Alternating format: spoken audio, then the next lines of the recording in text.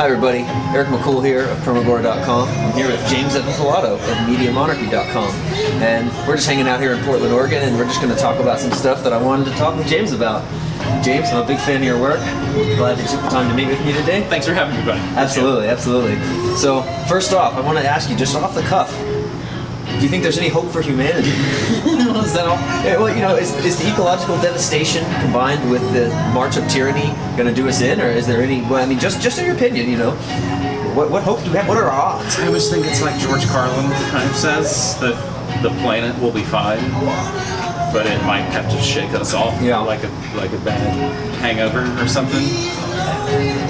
It's hard because I know so many things they start to get manipulated, and it's tough to deal with all the different data of this or that, and you know, that's stuff that Corbin is huge into the climate issues, and I don't get into it as much for probably lots of different reasons. In some ways, I don't have a hugely scientific mind. I'm more of like a media studies kind of guy. Honestly, I think in trying to do the good news show all through this year, seeing how much people are, you know, miles ahead of even what we're doing at home, I think the technology has enabled people to suddenly go, oh wait, I can make this myself, or I can grow this myself, and I can share this info, and we can start to eliminate the things that are destructive. You know, I don't know how to stop Monsanto and Bayer conjoining or any of those, like, I don't know how to stop that kind of stuff, unfortunately. I mean, I look at that kind of story as, you know, Monsanto's such a dirty word that it had to sort of be to hide, like a magic trick. It's gonna completely disappear, but all of the issues disappear. So in some of those ways, you know, if I'm in more of my sci-fi dystopic brain, I kind of think, oh man, the toothpaste is out of the tube, and it's already like a lot of people feel that way. Some disaster movie. Past the threshold.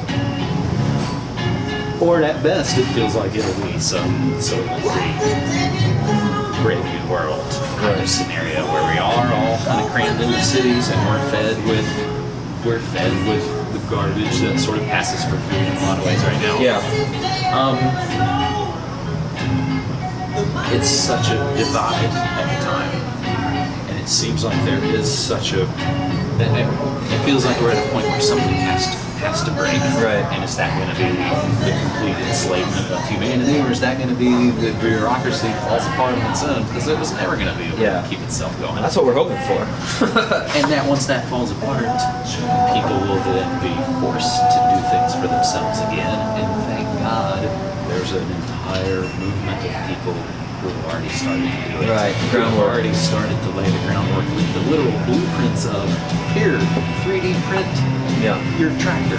Right. And it's that kind of stuff that hopefully will get us by. Yeah. Whatever sort of an EMP, a nuclear war, or whatever sort of event may or may not be coming. You know, again, I think everybody tends to think that we're in the end times, whatever that end times means to them. Yeah. But we are at a point where environmentalists, Christians, everybody sort of feels like we're at a precipice. Yeah. But again, I think that's a lot of the psychological work. Right. And that we've always kind of been at sort of Sure. precipice. I know a lot of folks from down in the old hippie environmental movement been saying, oh, we thought it was all going to bust in the 60s, you know, we thought, oh, it can't last more than a few years. They all ran away to places in Oregon and other places in the 60s. Yeah. Get away because any time now. That's another question I have is on climate change, and I know you mentioned you don't really know. Corbett goes into it a lot, and from him, I feel like he's pretty clear that this is a big hoax, and I agree there's a huge hoax being perpetrated, but I get a lot of conflicting information, and a lot of serious scientists seem to think that there are some changes happening. Now, whether or not humans are causing it, I think is up for debate, but sometimes I read information that seems like it's not really in question whether or not the Earth is warming. It is. That's, I think, what it comes down to. And I can honestly say in the 11 years I've lived in Oregon from 2005 to 2016, it has gotten warmer here. There's no doubt in my mind. Yeah. Because I know the blizzards I used to walk through in 2006 and 2008 don't happen anymore. Yeah. They truly don't. But This could just be another cycle. This could just be another wave and another move. And again, it kind of comes down to it. The environmental catastrophes I see are kind of coming from military adventurism, oil spills, Army Corps of Engineers, all of this sort of. It's their fault. Yeah. But they figured out the genius move to flip it all on us. Yeah, you're driving your car around. Exactly. So, last I checked, you're the ones wrecking and blowing it. Like, and I've never owned a car in my life, and I don't do it because you guilted me into it. And that's not the reason why I do all sort of like that's the. People make the idea that if there weren't laws, well, we'd just all be out with the purge. Right. No, that's such a fallacy. Right. I'm already doing good environmental things because it makes sense for my life and my family and my community and my dollar and common sense. Yeah. So I was already doing it, but now they sort of have, like everything, they sort of sell it back. Co-opted it. And twist it all around. Yeah. So you mentioned The Purge. I remember, I don't know much about it, I just saw a preview one time where it was showing all of this smashing, masked violence in the streets, and the very last word they put on the screen after all of that was anarchy, and I was like, blast those word co-opters. That's the sequel. That's the subtitle of the second movie they made. So the second one they made was The Purge. Anarchy, this is what anarchy looks like. And so I'm curious, do you identify as an anarchist or agorist or voluntarist? I know those terms are kind of tricky, I'm just wondering where you stand. As coming from someone as a little kid who was kind of made to be a Christian growing up, and I see all these ideologies, and I think, one, I would say quickly, I don't feel like I'm smart enough and have done enough research in any of those things to say, I'm this. This is who I am. But I do feel like I've seen enough through history, whether it's people I know or people I don't know, or historical figures or community, whatever else I know. Once it becomes an ism, it's going to turn into some bigger, probably corruptible.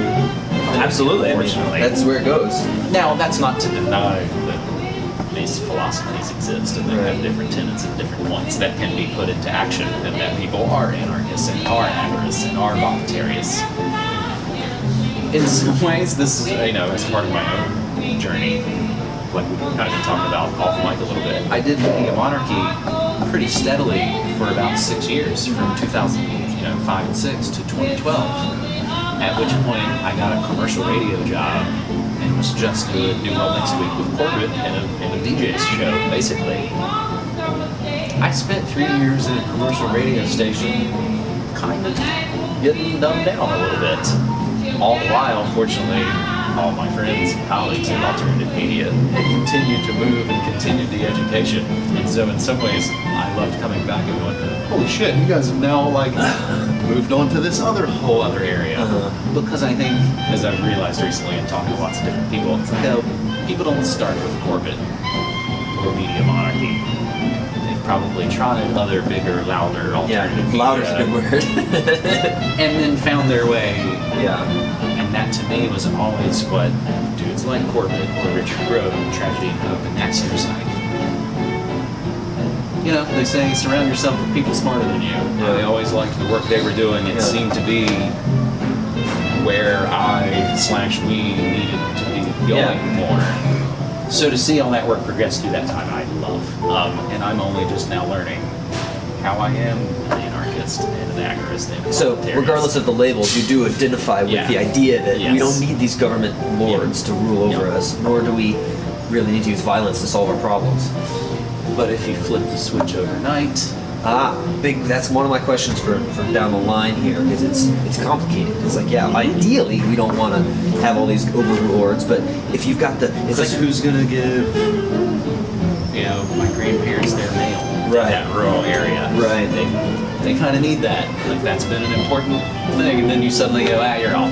Yeah, it's like that would be hard on them. People would die. Let alone nuclear power plants. Security, the checks, and all that kind of stuff. So it made me think of the question I had for later had to do with the degree to which it's a good idea to organize administrative structures, even in a voluntarist capacity. And what comes to mind is the Onion article about the environmentalists release all the cows back to nature, and now there's all these thousands of cows running around in the cities and suburbs. Yeah, it's an older one, but it's like when they were good. Yeah, back before they were just towing the party line. But I guess I feel like modern humans are so disconnected from reality that it's going to take a pretty long transition of retraining people to be able to handle the kind of freedoms that we all aspire to. Because if we just let everybody go now, people are going to just basically go tear the hell out of the forests and pollute the rivers, and everyone's just going to be free for all. And the whole purge anarchy thing, it's almost that. I mean, you got to wonder what some of these people would do if there weren't laws to prevent them from doing it. And not everybody. There's a lot of people who do the right thing for the right reasons. But then there's so many disenfranchised people who have had so little hope and so little to live for over the years that things become sort of crimes of opportunity. Yeah. So it's tricky how to move to that point, but. I don't know if you've ever been to it or heard of it. There's a Hackathon. There's this festival out at a farm in Oregon every year. It's a big music festival. You went? I think I heard it from you. You went out there this year. It's the second year. Okay. It was this past year. They've been doing it for 17 or so years. It's on a gigantic farm.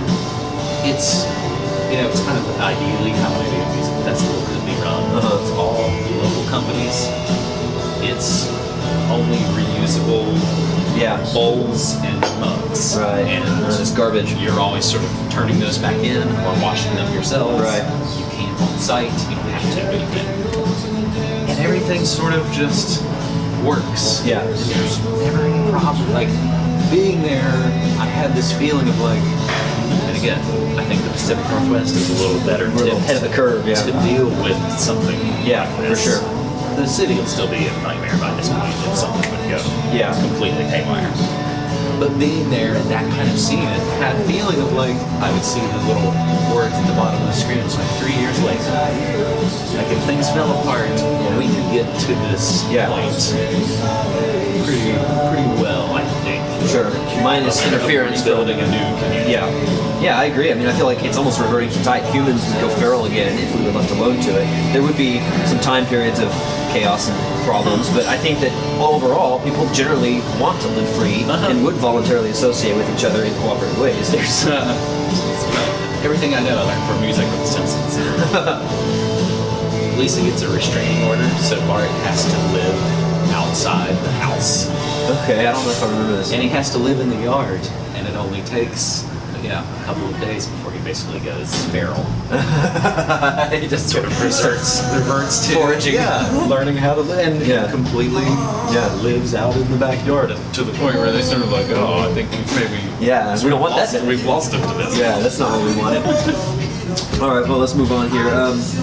So another controversial issue that I just want to get your opinion on.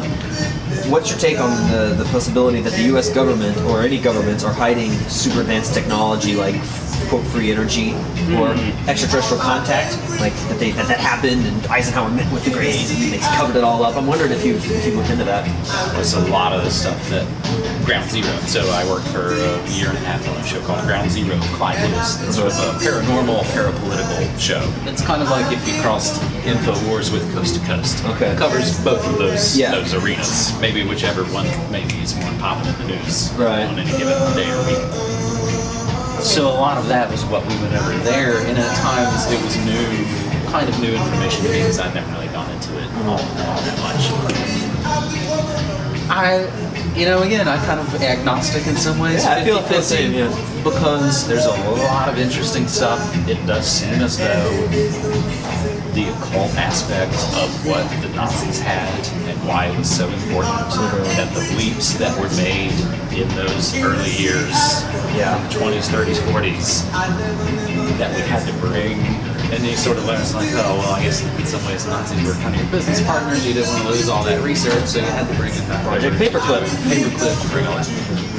But some of it, like I'd like the Thrill Society or something that Ground Zero would kind of talk about, the idea that there was something that crashed the Nazis got, that this was the special technology of how to back engineer. It seems kind of interesting. It's interesting for sure. It's just hard to know if it's true or not because I haven't seen where's the hard evidence? And I need to kind of see stuff. Yeah. I can see evidence of political conspiracies and social conspiracies. Right. Because I can look at it, I can see it, I can experience it, I can bring up the paperwork. shows. Yeah, find the documents. Yeah, I'm kind of similar. I mean, I feel like logically it makes perfect sense. I know that if they had it, they wouldn't show us it. But a good friend of mine used to talk about the ripple effect. He's basically saying, how could they have it and not use it? It's like, wouldn't they have already implemented their New World Order if they had such powerful technology and we didn't? And maybe they have, and it's on some off-site place. They're just You know, waiting there's for- lots of things that it's sort of like I don't discount it entirely. Yeah. But I haven't seen any evidence. Yeah. I mean, this almost gets to the point where it's like, well, what about flat Earth? Yeah. I think that is all that, like, that to me seems like something meant to poison. Oh, I totally agree with that. I looked into that with an open mind when it came around because I always say, okay, what if? And I think about it, I run the scenario, and it doesn't hold water.